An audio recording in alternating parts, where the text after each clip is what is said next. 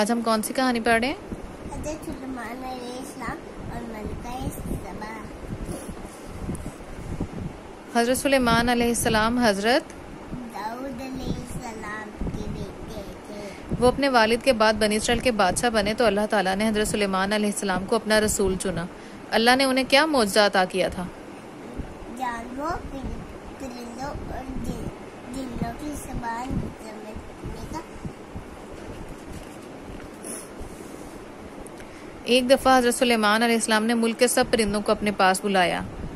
سب پرندے آگے لیکن ایک پرندہ نہیں آیا۔ کون سا؟ ہدہد۔ تھوڑی دیر بعد ہدہد بھی آ گیا۔ اس نے بتایا کہ جنوب میں ایک ملک سبا ہے، وہاں کی ملکہ اور وہاں کے لوگ سورج کی پوجا کرتے ہیں۔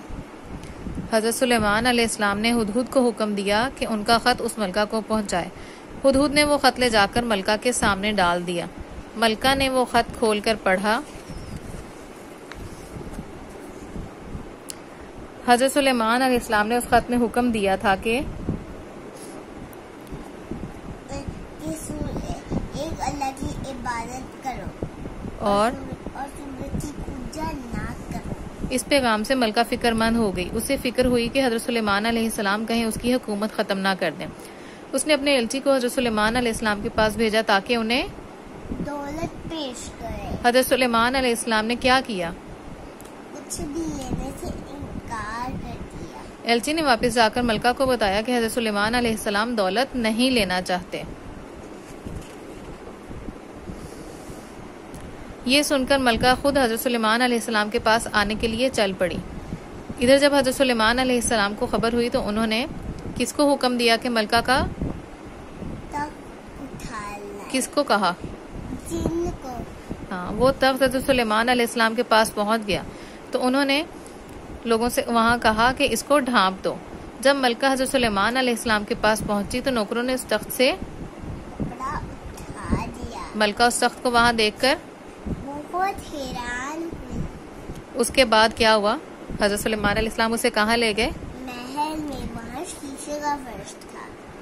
ملکہ فوراً سمجھ گئی کہ سب سے بڑا سورج سب سے بڑا وہی ہے جس نے حضرت سلیمان علیہ السلام کو اتنی سمجھ اور عقل دی ہے، اور وہی سورج کا بھی رب ہے، اور وہی حضرت سلیمان علیہ السلام کا بھی رب ہے کہ میں اللہ پر ایمان لاتی ہوں۔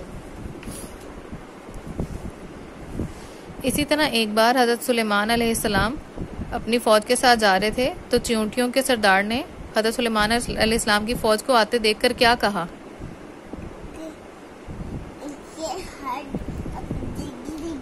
بلوں میں گھسو، گلتی سے حضرت سلیمان علیہ السلام کا بڑا جوش ہمیں کچل نہ دے۔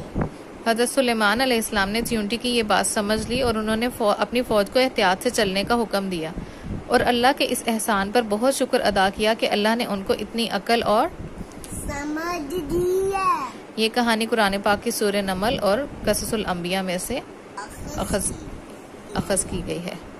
اب ان سوالوں کے جواب کس نے دینے ہیں؟ آپ نے یا بچوں نے؟